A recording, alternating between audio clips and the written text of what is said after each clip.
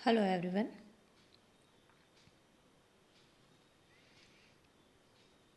Last lecture में हम बात कर रहे थे मानव भूगोल की विचारधाराओं में नियतिवाद पर। इसमें हमने देखा था कि इसके समर्थक नियति अर्थात प्रकृति को ही सर्वे सर्वा मानते हैं।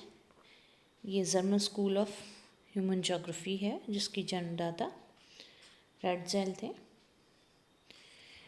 यूनानी, रोमन विद्वान, जर्मन विद्वान, अमेरिकन विद्वान आदि कई ब्रिटेनी विद्वान, अरबी विद्वानों आदि ने इस पर अपने विचार रखे। हिप्पोक्रेटस, स्ट्रैबो, अरस्तु, मॉन्टेस्क्यू, कांट, हम्बोल्ट आदि के विचारों पर हम पहले चर्चा कर चुके हैं। अब हम बात करते हैं कार्ल रीटर के विचार नियतिवाद पर। कार्ल रीटर को आरामदायक कुर्सी वाला भूगोलवेत्ता की उपमा प्रदान की गई है। इन्होंने अपने नियतिवादी विचार अपने ग्रंथ अर्धकुंडे में लिखे। कार्ल रीटर भौतिक वातावरण के मानवीय क्रियाकलापों पर नियंत्रण में विश्वास करते थे। उनका मानव केंद्रित दृष्टिकोण तत्कालीन वातावरण प्रधान विचारधारा का पोषक है, परंतु वह स्वयं मानव की कार्यकुशलता को भी समान महत्व देते थे। उनके मतानुसार उन्होंने कहा, हमें पृथ्वी के नियमों के लिए पृथ्वी से पूछना चाहिए। अर्थात उन्होंने कहा प्रकृति ही मानव के क्रियाकलापों को नियंत्रित करती है, अतः जो नियम है नियंत्रण के, उसके बारे में प्रकृति अपना प्रभुत्व रखती है और प्रकृति की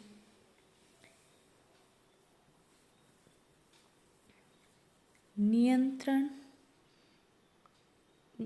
में मानव की स्वेच्छा का कोई महत्व नहीं होता। वह अपने सारे कार्यकलाप उसके नियंत्रण में रह के करता है, उसके नियमों के अंदर करता है। अगर वह उन नियमों का उल्लंघन करता है तो प्रकृति द्वारा उसको प्रत्युत्तर प्रदान किया जाता है। नेक्स्ट विचारक है डिमोलेंस। डिमोलेंस ने मानव की प्रत्येक क्रिया एवं प्रतिक्रिया में निश्चयवाद को प्रमुखता दी। उन्होंने कहा कि प्रत्येक देश में एक समाज का निर्माण वातावरण द्वारा ही होता है, अर्थात society is fashioned by environment. इन्होंने ही सर्वप्रथम स्टेपी प्रदेश के सामाजिक संगठन का अध्ययन किया और उसको स्पष्ट करते हुए लिखा कि स्टेपी की जलवायु घास के रूप में वनस्पति का उत्पादन करती है, पूर्णतः घास के आवरण की विद्यमानता एवं विधिवत कार्यप्रणाली को निश्चित करती है। इसका तात्पर्य है मानव का पूर्णतः पशुओं पर निर्भर रहना, अर्थात वह अपने वातावरण के अनुकूल ही अपने कार्य कर सकता है और वातावरण की प्रतिकूलता उसको और उसके कार्यों को और उसके अथक प्रयासों को प्रभावित करती है। आगे जाकर इन्होंने कहा कि मानव मिट्टी का दास नहीं रहता, वह तद अनुकूल ही कार्य संपादन करता है तथा अपने अथक प्रयासों द्वारा उसे प्रभावी बनाता है। अर्थात उसने पहले नियतिवाद को पोषित किया, परंतु साथ ही कठोर नियतिवादक न होकर उन्होंने मानव को अपने अथक प्रयासों द्वारा अपने वातावरण के साथ अपने कार्य संपादन को भी प्रमुखता दी। Next, Frederick Ratzel. ये एक प्रसिद्ध जर्मन विद्वान तो थे ही, जो मानव भूगोल, राजनीतिक भूगोल के जन्मदाता थे, साथ ही नियतिवाद के भी जनक कहे जाते हैं। रेडजेल प्राकृतिक वातावरण में मानव के संबंधों और अंतर संबंधों को स्पष्ट करना चाहते थे। उन्होंने इसे जनसंख्या के वितरण में भिन्नता, जनसंख्या प्रवास वातावरण के कारण ही होता है, ऐसा अपने सिद्धांत में बताया भी था।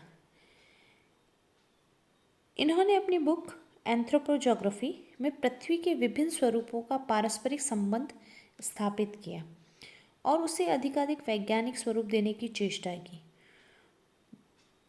जिसमें पार्थिव एकता का सिद्धांत की भी विवेचना है। इन्होंने निश्चयवादी विचारधारा को माना, परंतु मानव की क्रियाशीलता एवं स्वतंत्रता को भी महत्व दिया, जो इनके विचारों में स्पष्ट रूप से झलकते हैं। इन्होंने कहा, हमारी बुद्धि संस्कृति और सभ्यता की प्रगति की तुलना एक चिड़िया के स्वच्छंद उड़ान से नहीं की जा सकती। उसकी तुलना एक पौधे के ऊपरी तने से हो सकती है। कारण है कि हम सदैव पृथ्वी से जुड़े हैं तथा शाखाएं तने पर ही निर्भर हो सकती हैं। मानवीय प्रकृति अपना मस्तिष्क आकाश में जितना ऊंचा क्यों न उठा ले, तथापि मनुष्य के पैर धरती पर ही टिके रहें तथा धूल के रूप में यही परिवर्तित हो उसमें विलीन होना पड़ेगा। उसने मानव को वातावरण से नियंत्रित मानने के साथ साथ उसकी क्रियाशीलता और स्वतंत्रता को भी स्पष्ट करने की कोशिश की, जो कि कुछ लिमिट्स बाउंडेशन में है। पूर्णतः स्वच्छंद रूप में मानव नहीं है, उसे प्रकृति के दोहन तक तो सीमितता मिलेगी, परंतु शोषण पर प्रत्युत्तर भी। नेक्स्ट है सैंपल। कुमारी ईसी सैंपल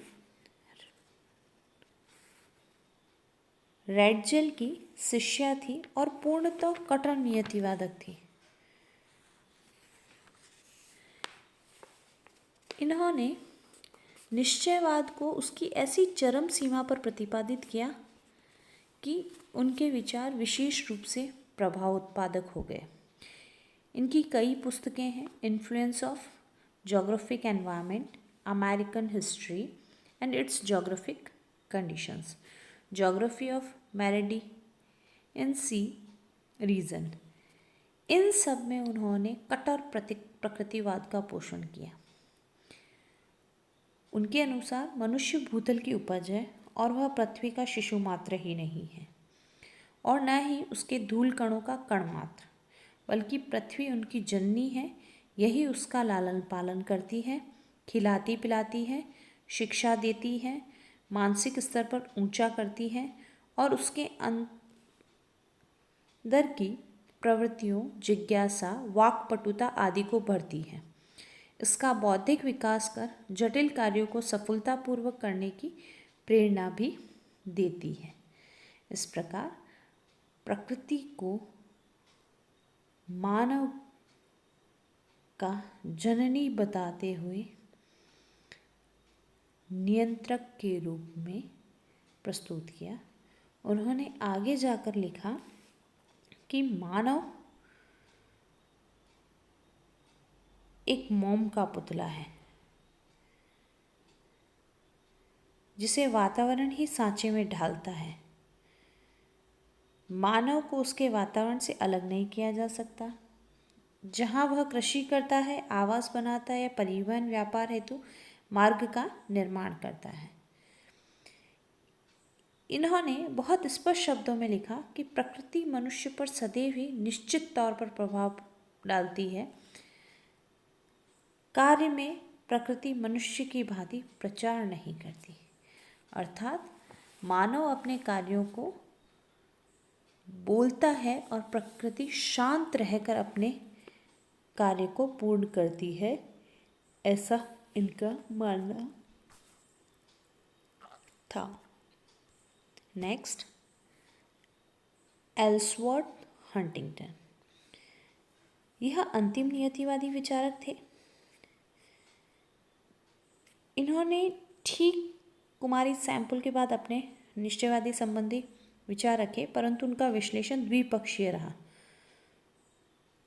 उसने जहां एक और विरल बसे हुए पूर्णतः प्रकृति से प्रभावित एकाकी प्रदेशों के निवासियों जैसे एस्किमो, टुंगस, किर्गिज, कजाकी आदि की आर्थिक, सामाजिक, धार्मिक परंपराओं के परिवेश में सुलक्षित प्रभाव की विस्तृत व्याख्या की कि प्रकृति एक नियंत्रक है, वहीं यूरोप, अमेरिका और शीतोष्ण प्रदेशों के तटीय भागों को मानवीय क्रियाकलापों से प्रभावित माना।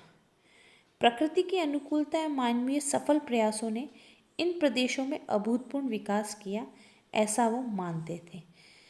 और इन सब के मध्य उन्होंने जलवायु को परिवेश का प्रधान प्रभावी कारक तत्व बताया है।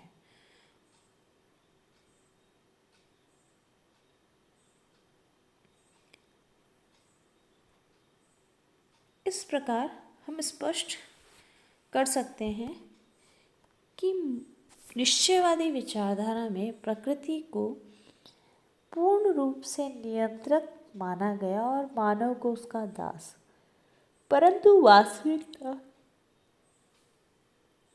में ऐसा संभव नहीं है।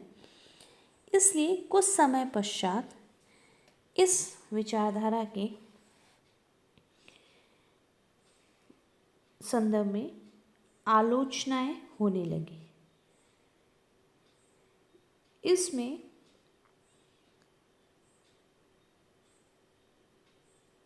आलोचनाएं करने वाले विद्वानों ने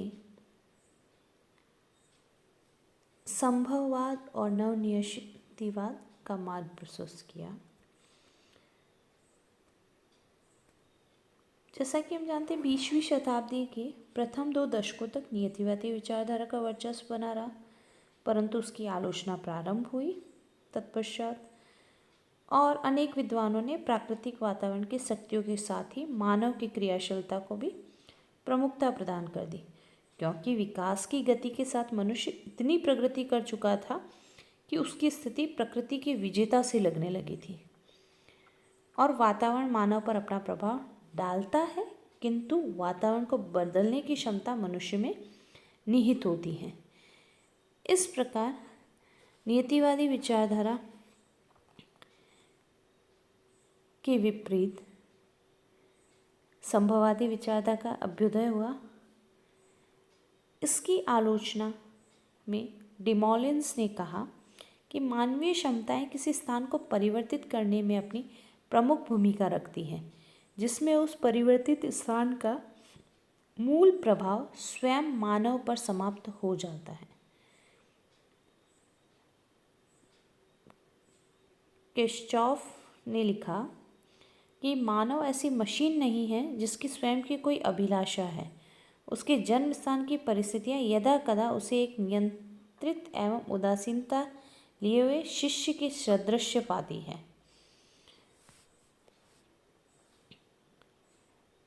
अर्थात मनुष्य कोई स्वचालित शक्ति नहीं है जो अपनी इच्छाओं से हीन हो। जर्मन दार्शनिक हीगल ने कहा, मेरे सामने भौगोलिक निश्चयवाद की बात तो करो ही मत, क्योंकि जिस स्थान पर पूर्व में यूनानी लोग रहते थे वहाँ पर वर्तमान में तुर्क लोग रहते हैं। यही नियतिवाद का खंडन करता है। इसके अलावा हम देखें तो मानव के शारीरिक गुणों पर वातावरण का कुछ अप्रत्यक्ष प्रभाव तो होता है, परंतु नियंत्रण नहीं होता। एक प्राकृतिक प्रदेश में अगर हम देखें तो सभी क्रियाएं समान नहीं होती। एक ही वातावरण में अगर विभिन्न स्थानों के लोगों में अंतर होता है, उनके सामाजिक, आर्थिक, सांस्कृतिक स्वरूप में अंतर होता है। सभ्यता के विकास में जलवायु का महत्वपूर्ण कारक माना निश्चयवादियों ने, तो ये जबकि पूर्णतः सत्य नहीं है, क्योंकि अगर जलवायु ही मुख्य कारण होती तो मिस्र में रेगिस्तानी वातावरण में सभ्यता का विकास तो होना ही असंभव था। एंडीज पर्वत के बीहड़ क्षेत्रों में इंका सभ्यता का भी विकास नहीं होना चाहिए था। इस प्रकार मानव स्वेच्छा को महत्वपूर्ण स्थान प्रदान किया जाना चाहिए। वर्तमान में कृषि स्वरूप को देखें तो ठंडे प्रदेशों में भी गेहूं की कृषि की जा रही है। अगर हम देखें कि उद्योग केवल अपने वातावरण से ही प्रभावित नहीं होते, इनके वितरण में मनुष्य का महत्वपूर्ण हाथ होता है। इस प्रकार वर्तमान आर्थिक क्रियाएं और मानव की संपूर्ण गतिविधियां पूर्णतः वातावरण द्वारा नियंत्रित नहीं मानी जा सकती, और यही आलोचना है संभववादी विचारधारा का आधार बनी। संभववादी विचारधारा पर हम नेक्स्ट लेक्चर में चर्चा करेंगे।